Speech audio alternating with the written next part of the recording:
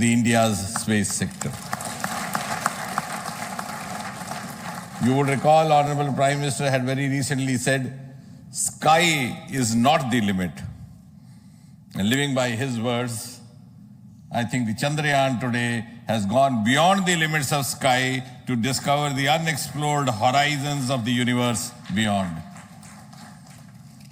Ladies and gentlemen, this day today, the 14th of July 2023, is also a day of vindication.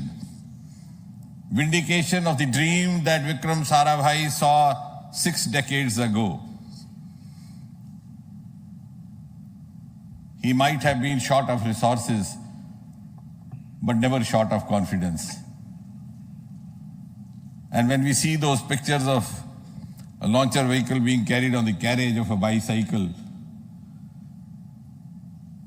without any remorse, without any slightest embarrassment, that is because Vikram and his team had faith in themselves, faith in India's potential, faith in India's acumen. And today, here, we are vindicating and we are reiterating India's indigenous capabilities, living up to the ideal of Atmanirbhar Bharat. And before I conclude, ladies and gentlemen, as Mother India enters into the next 25 years of this Amrit Kal, she pledges to play a leading global role in the emerging world scenario of 21st century. Thank you and congratulations once again.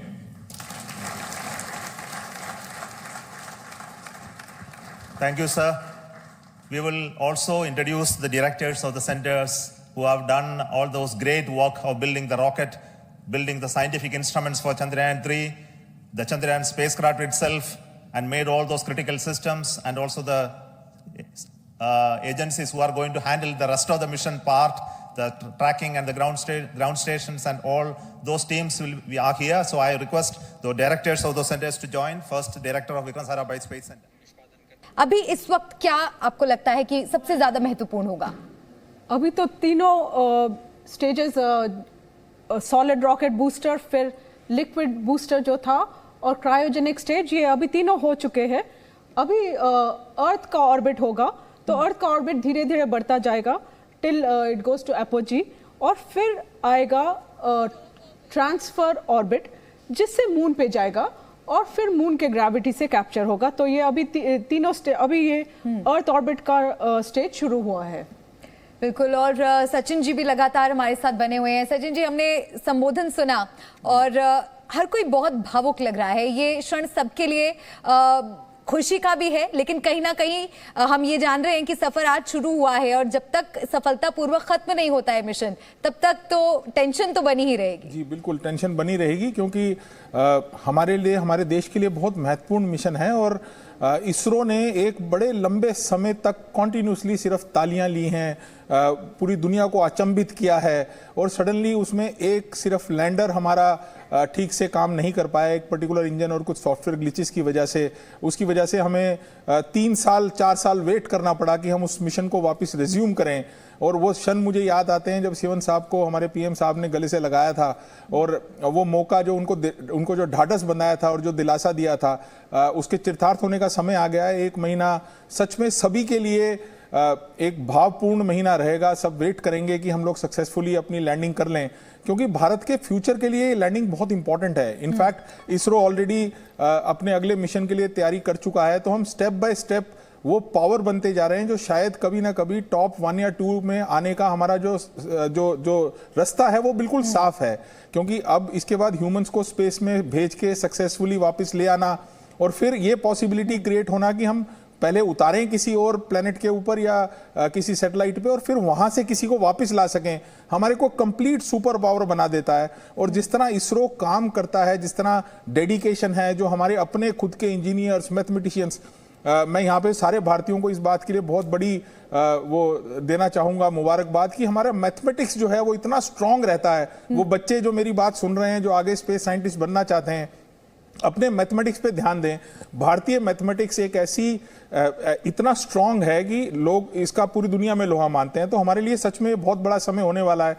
आज इसकी success का मतलब ये है कि हमारा future bright है, हम ह्यूमन स्पेस फ्लाइट की तरफ जा रहे हैं और चांद का ये जो सदर्न पोल है जिसके ऊपर हम लैंडिंग करने जा रहे हैं, जो हम एक महाशक्ति के रूप में उभरेंगे, वहां पे हर देश अपनी कॉलोनी बनाना चाहता है क्योंकि बड़ी महत्वपूर्ण जगह है वो। और उस पे पहला ऐसी कंट्री होना जिसका रोवर उतरे और उसने वहां पे जाकर के सारी की सारी एनालिसिस और स्टडीज कर ली हो और हमारे लिए अपनी फ्यूचर कॉलोनी बनाने के लिए सक्षम हो जाना, there is a huge possibility कि अगर हम ये कर पाते हैं तो 2030 का जो मिशन नासा ने अनाउंस कर रखा है उसमें इसरो की कोऑपरेशन बहुत बड़े रूप में मांगी जाए और यही सब बातें इसको बहुत महत्वपूर्ण बना देती हैं। डॉक्टर मिला, सॉफ्ट लैंडिंग एक बड़ी चुनौती है, क्या इसको लेकर टेंशन इस बार भी है? और अगर हमें सफलता मिलती है तो स्पेस साइंस को कितना विस्तार मिलेगा? तो सॉफ्ट लैंडिंग बहुत ही मुश्किल है, स्पेशली जो चंद्रमा का टेरेन है वो बहुत सॉफ्ट होता है और ये तो साउथ पोल में लैंडिंग के लिए हम कोशिश करें तो यहाँ पे बहुत ही मुश्किल होगा लैंडिंग, इसीलिए चंद्रयान 2 का लैंडिंग फेलियर हुआ था। लेकिन अब काफ़ी बदलाव लेके आए हैं हम। चंद्रयान 3 का जो लैंडर है वो उसका जो कैमरा है जिसका नाम लैंडर ऑब्स्टिकल हैजर्ड कैमरा करके है, वो बहुत स्ट्रांग है और उसका 2 कैमरा है, पहले एक था। वो उतरते वक्त वो अच्छी तरह से देख पाएगा टेरेन को और जो लैंडर का लेग्स है उसको भी काफ़ी हमने शक्तिशाली बना दिया है। जो लैंडिंग लोकेशन है पहले बहुत प्रिसाइज टाइट लोकेशन था, अब काफ़ी बड़ा लोकेशन है जहाँ पे लैंडिंग हो सकता है। तो ये सब बदलाव लाए हैं। तो और टेस्टिंग भी बहुत सारा टेस्टिंग किया गया है, तो अभी तो सब बहुत कॉन्फिडेंट है कि ये लैंडिंग ठीक रहेगा। सचिन जी, एक और बहुत इंटरेस्टिंग चीज लगती है जब हम ये तस्वीरें देख रहे हैं और हम इस सब्जेक्ट को समझने की कोशिश कर रहे हैं कि आखिर ये मिशन है क्या और किस तरह से इसे अंजाम दिया जा रहा है। बट कई चीजें बहुत टेक्निकल होती हैं, जैसे लोग ये नहीं समझ पाते हैं कि इतनी दूर 4 लाख किलोमीटर दूर आप एक यान को कंट्रोल कर रहे हैं, कैसे कर पा रहे हैं? एक इंसान के तौर पर ये कैसे हो पा रहा है? और ये पूरी तरह से आर्टिफिशियल इंटेलिजेंस की मदद से किया जाता है क्योंकि चांद पर कोई जीपीएस तो है नहीं, अब यान कहाँ है, किस हिस्से में है, कितनी दूर है, ये सब चीजें पता लगाना ये टेक्निकल तो है ही लेकिन क्यूरियोसिटी भी पैदा करता है। कैसे होता है ये मुमकिन? जी बहुत इंटरेस्टिंग स्टडी है। जो लोग इसको डीपली स्टडी करते हैं वो सच में इसमें बहुत मेस्मराइज हो जाते हैं। सबसे पहले तो एक नेटवर्क है, जैसे हमारे घरों में इंटरनेट आता है जिससे हम अपने कम्युनिकेट कर पाते हैं, वो नेटवर्क जो है वो अलग अलग देशों ने बिछा रखा है। डीप स्पेस नेटवर्क का इसमें इस्तेमाल किया जाता है जो यूएसए हमारी मदद करता है। साथ में कुछ टेक्नोलॉजीज हैं जो यूरोप से हम लोगों ने ली हैं, लेकिन बहुत सारी इंडिजीनियस टेक्नोलॉजी भारत ने खुद डेवलप की हुई है। इंटरेस्टिंग बात यह है कि अगर जैसे मान लीजिए मैं आपसे बात करूं तो मेरी बात आप तक तभी पहुंचेगी जब मेरे ध्वनि की तरंगें आप तक पहुंचेंगी।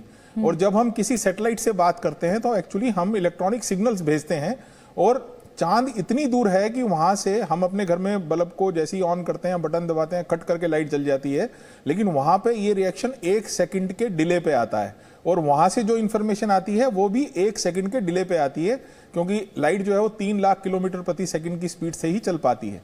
सो ये जो डिले है उस डिले को कैलकुलेट करना, फिर उस डिले उसको कैलकुलेट करते हुए इंस्ट्रक्शंस देना और वेट करना कि इंस्ट्रक्शन वहां पहुंचे, उसका रिएक्शन आ जाए, ये सब ह्यूमन माइंड के लिए बहुत ही डिफिकल्ट सिनेरियो है। जैसा आपने कहा, चांद की ज्योग्राफी भारत की पृथ्वी की ज्योग्राफी की तरह नहीं है, अभी बहुत कुछ डेवलप होना है। तो हमें अपने एरिया को बड़ा प्रिसाइज कंट्रोल करना है, उसी पॉइंट पे जाकर के लैंडिंग करानी है और उससे बहुत पहले हमने 100 किलोमीटर के ऑर्बिट में अपने इस प्रोपल्शन जो यान है उसको रखना है, फिर उसने डी ऑर्बिट करके धीरे धीरे विक्रम लैंडर को उतारना है और लैंडर में हमने बहुत सारे चेंजेस ऑलरेडी कर लिए हैं। वो शॉक ले भी जाता है तो भी ठीक जगह पे उतरना अपने आप में बहुत ही महत्वपूर्ण है। अब इतनी सारी कैलकुलेशंस ह्यूमन माइंड कर तो सकता है लेकिन उस स्पीड से नहीं कर सकता जिस स्पीड से कंप्यूटर्स या एआई कर सकते हैं। तो इनफैक्ट कमांड्स भी एआई के दे दिए जाते हैं कि कमांड भी एआई के रूप में जाएं और वो सारे प्रोग्राम की जो टेस्टिंग है वो इसरो बहुत पहले से करता हुआ आ रहा है, पर्टिकुलरली चंद्रयान के लिए, क्योंकि इस बार शायद कोई भी फेलियर हम में से कोई भी बर्दाश्त नहीं कर पाएगा। सो उसकी बहुत अच्छी टेस्टिंग हुई है और बहुत सिमुलेशंस की गई हैं और ये सब चेक किया गया है कि हम ठीक से वहां पे उतर पाएं। Zee News.